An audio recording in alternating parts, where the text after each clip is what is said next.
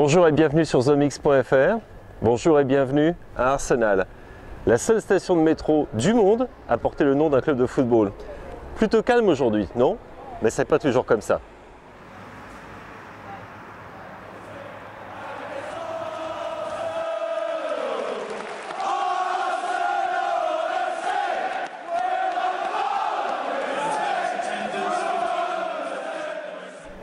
Le métro a d'ailleurs joué un grand rôle dans l'histoire d'Arsenal, puisque vous savez, si le club est parti du sud de Londres, où il était à Woolwich Arsenal, et c'est à plus de 15 km d'ici, pour venir s'installer dans le quartier de Highbury, c'est tout simplement parce que M. Norris, qui était donc le propriétaire du club, avait regardé une carte du métro et cherché un endroit où implanter son club. Et il s'est rendu compte que cet endroit, ici, du côté de Highbury, était accessible très facilement depuis le cœur de la capitale. Il fallait simplement une grosse dizaine de minutes pour venir de Leicester Square jusqu'à ce qui à l'époque s'appelait Gillespie Road.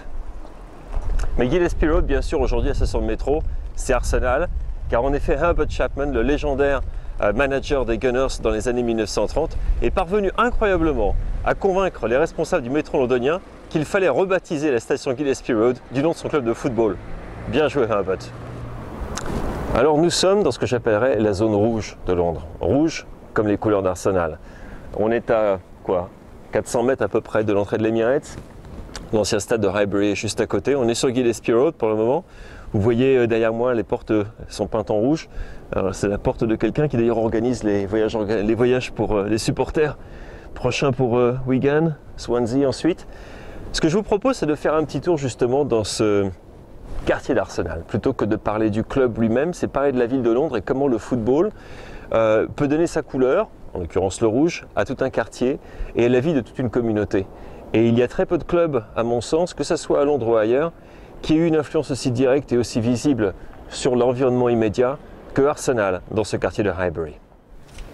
En ce moment, nous sommes sur Amble Road. Ça tombe bien, Amble, c'est les gens qui marchent. Et c'est là que, encore une fois, les jours de match, les supporters qui arrivent par le métro qui est tout proche, en l'occurrence Finsbury Park, convergent vers leur lieu habituel, je dirais. C'est assez curieux lorsqu'Arsenal a déménagé de Highbury à l'Emirates, en fait, la plupart des fans sont demeurés fidèles aux lieux dans lesquels ils avaient été présents depuis des années, parfois des générations.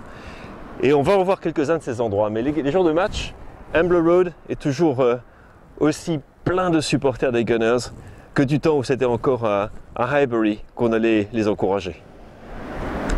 Alors vous avez votre ticket en poche, vous êtes tout près du stade.